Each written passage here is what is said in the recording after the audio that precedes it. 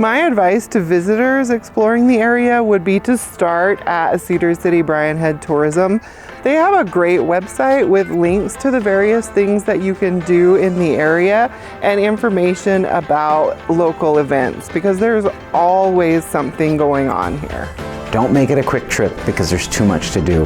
Visit the Utah Shakespeare Festival, eat at one of our restaurants, check out the hiking and biking trails. It's just a really diverse place to visit.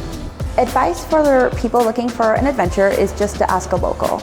If you ask anybody, you go to a restaurant, you come to a warehouse, you ask someone, what's your favorite hike, where do you like to go? That's where you're going to find the best insight.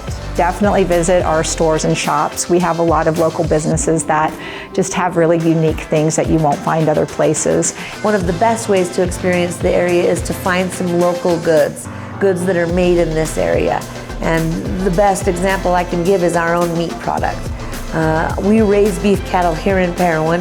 The beef graze on native pastures. You can actually taste the area you're visiting and not just look at the area you're visiting.